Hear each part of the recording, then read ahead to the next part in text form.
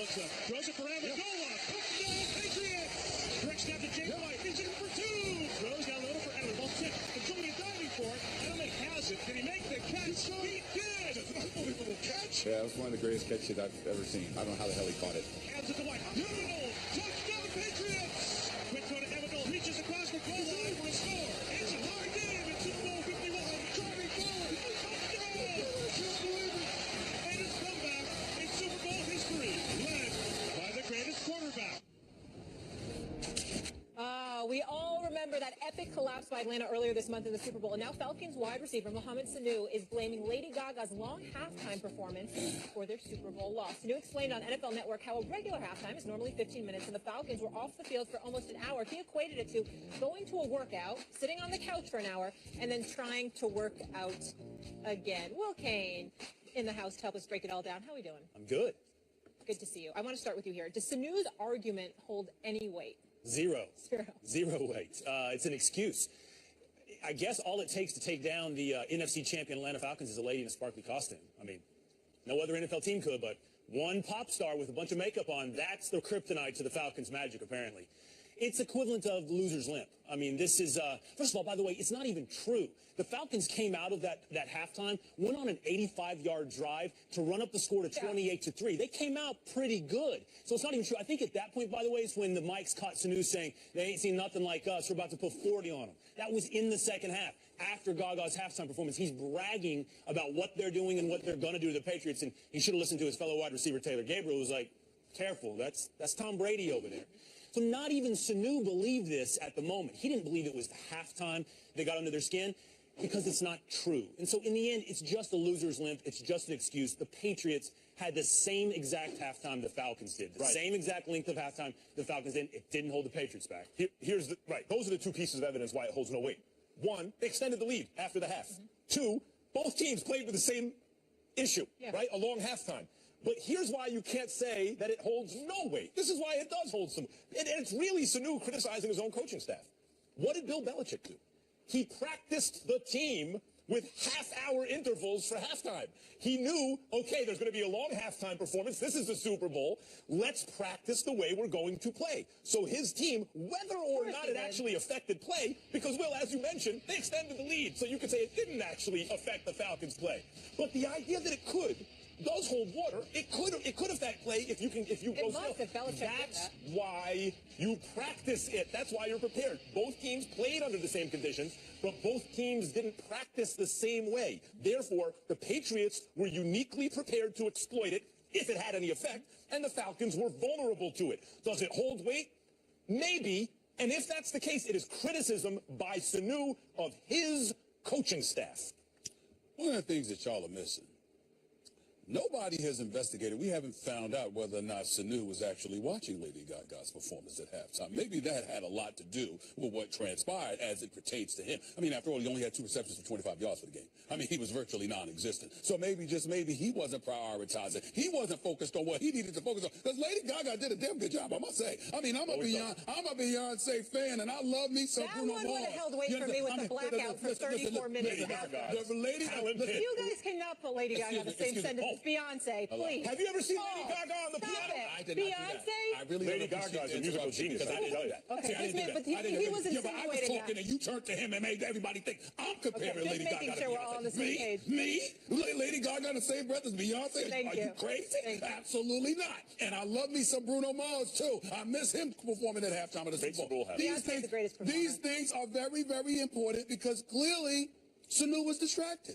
Clearly, he is speaking about himself. I'm surprised you haven't picked up on that, Will, because all the other facts that you threw out there were actually absolutely on point. So were you, Max, but I'm shocked that y'all didn't pick up on the fact that maybe, just maybe, Mohamed Sanu was distracted by Lady Gaga. I don't know. I mean, that could have been What did he do in the first half? It doesn't matter. I mean, with those numbers, what could he have done? Numbers, what does it matter? 2 receptions for 25 yards? You were non-existent. Tom Brady passes for damn near 500 yards. They come back from a 25-point deficit. You get the ball back. You hear their footsteps. Not only do they score 9 and then fail with the 2-point conversion, but then they turn around. After that, they kick a field goal. After that, they score another touchdown because of the strip sack. They're clawing away at you. You had ample time to be ready. And weeks after the Super Bowl, you will bring up this excuse. It's embarrassing. But then again, but I will tell you this.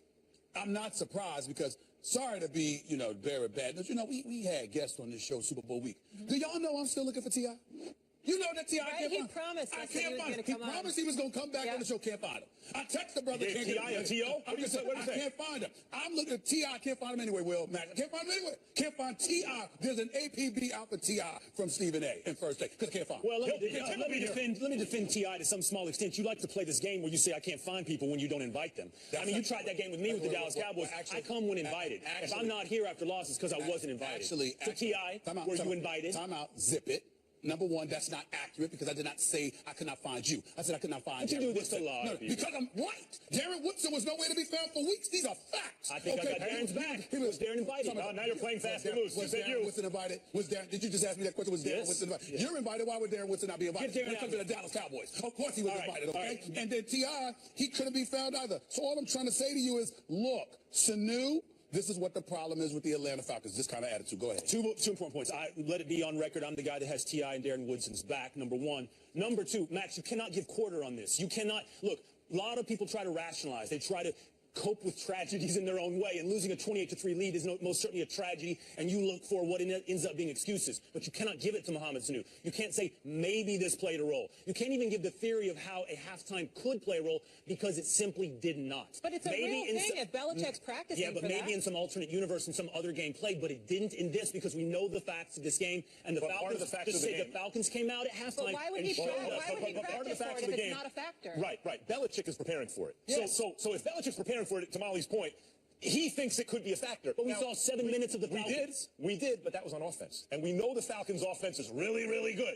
And even then, that's just a little tiny bit of the half. Now, is it a good look for Sanu? No, it's a very bad look. It's weak, it's an excuse, it's what a loser does, who hasn't even learned that maybe that's part of the reason they're losing. They're looking for excuses. There you go. However, if you take it as being a legitimate criticism of a team not prepared to handle a long halftime break, that is criticism of the Falcons coaching staff, because the Patriots were ready. You're right, and it shows that Bill Belichick lets no detail go unnoticed, that he's prepared for any scenario. I'm just telling you, I don't think Bill Belichick actually got to exercise that extra preparedness in this situation, because I think the Falcons came out at halftime, at least for the first part of the third quarter, ready to play. What failed the Falcons wasn't this layoff. What failed the Falcons was their mindset, their mental toughness, and their execution, and Kyle Shanahan's play calling. That's what failed the Falcons. A lot of things had to go wrong. Lady Gaga. A lot of things had to go wrong for them to lose, but like in a chess game, and this is the reason that Belichick wins more than everyone else, in a game where one call goes the wrong way, the ball bounces the wrong way, and you lose even if you're more prepared. A chess master accumulates lots of small advantages with everything they do. So by the end, they win. And that's Belichick. He is prepared for everything. That's why all three phases of the game, offense, defense, special teams, the ball seems to bounce his way, because for every contingency, he has a plan, and his team is prepared. Like a Boy Scout. And here, the Falcons weren't, and the Patriots were. Do you play chess? I do. I used to. Do you? I'm so surprised. Yes, I do. Do you? Yes, I do. Well, all right. Well, we'll do Beyonce versus Lady Gaga. I'll play the bad guy on that one. And we'll do a little chess tournament. I would love to see a chess tournament between you guys. I wouldn't beat these two. I don't have the patience. Okay. I win quick and I move on. But chess is not like debate. Just because you lose to me in debate doesn't mean that's the problem with the show. I have lost the debate to you. The Queen. Here's the thing about it. The Queen is the most powerful weapon. There's no doubt about that. But Max, this is Max and Will. They'll sit up there, and this is how they'll beat me. All day. And they'll take 10, 15 minutes to make a move. And you're playing Washington Square Park chess? Something like that. Something like that. I'm glad you know about that. Speed chess. Glad you know about that. The moral of the story is Belichick knows best. You know who else does? Mama always knows best, even if you're Shaquille O'Neal. So hopefully JaVale McGee will send her a thank you note. I will explain that after the break. Yes, it all comes together. And if you talk the talk, you must walk the walk. Only problem is Lonzo is doing the balling while his dad is doing all the talking. We will start it. The best recognize the best. I'm talking about First Take, the best debate show on TV. We're talking about sports debate, too. They can go anywhere. First Take, my man Stephen A., Molly, my girl, and, of course, Max. What can we say? The rumors has it that they're going to acquire Andrew Bogut. Well, who's Andrew Bogut? He's a 7-foot guy who I used to call Andrew Bogus until a couple of years ago. But he's a 7-foot guy who's a frontline player, who's a defender, who, by the way, was on the last 2 NBA Finals teams for the Golden State Warriors. Incredibly familiar with who they are, what they like to do, how they like to get things done. So the combination of all those things very well may end up coming down to a LeBron versus Kevin Durant confrontation. I see what you're doing. Well, first of all, Kyrie versus Steph, too. Well, I'm saying, but that's secondary. Okay, that's secondary. Maybe not in the moment of truth, though. Maybe not in the moment of truth. Sure. I see what you're doing with your styles make fight styles. You show up in the Tom Ford cashmere sport coat talking about style today. Very slick of you, Stephen A. I do look smooth, don't I? Yeah, it's a nice coat. I'm not going to lie. I'm sleepy and still look smooth. But go ahead. Now, the point is, Andrew Bogut is a defensive presence for sure. Sure. But to address the Warriors' weakness, their Achilles heel, he would need to be a guy who's really offensively adept in the low post. Like, you really want to exploit where the Warriors may be weak. It's that, a guy who will demand the ball in the post and exploit the fact that they don't have Andrew Bogut there. The irony is Andrew Bogut, the offensive player, is not the Andrew Bogut to exploit the absence of Andrew Bogut, the defensive player. He's not that kind of offensive player, really. He can do it a little bit, but he's not really that kind of weapon that you can use against the Warriors. I'm not sure what kind of advantage strategically he gives them. Well, I appreciate you saying that you're not sure, because I'm very sure. Here's what I'm sure about. The way that Andrew Bogut will be utilized will buffer and augment the stature of a Tristan Thompson, who is an absolute beast against him. Not only that, the combination of Bogut with Tristan Thompson could potentially serve to neutralize Draymond Green. Draymond Green, that Energizer Bunny who finds a way just to get things done, an absolute battler and what have you. It's amazing that today we're going to be talking about JaVale McGee later on, because there's going to be a JaVale McGee sighting. He's going to have to show up, okay, and help out Draymond Green, because between Tristan Thompson and an Andrew Bogut, you're going to have, whether it's JaVale or whether it's Jaja Pajulia, okay, you're going to have somebody that helps out Draymond Green on the boards. And I'm not talking about just in terms of rebounding. I'm talking about just battling down low, making sure that the Cleveland Cavaliers are not able to impose their physical will upon you. This is what you're talking about with the Golden State Warriors. The Golden State Warriors are marksmen, Max. They will shoot long range. They will beat you. That's their strength. That's how they will do it. But keep in mind, they're also very skilled at getting to the basket. Sure. Nobody gives them enough credit. They get to the basket. They put the ball on the floor. They get to the hole. They are capable of. Well, you have to look. The NBA hasn't changed that much in the sense that you still got to get to the paint, whether you post someone up or with a dribble penetration. The whole game is still relying, even the spread, pick and roll, and everything. You got to get to the paint, and the Warriors can do that. So I understand that defensive point for the Cavs, but again, offensively, you're not exploiting the Warriors' defense with these acquisitions. 1, 2. Let's look at the big picture here, Stephen A. The Warriors collapsed. They were up 3-1. According to you, if Draymond never fouls out, they win. They win the series. It's a wrap. Okay.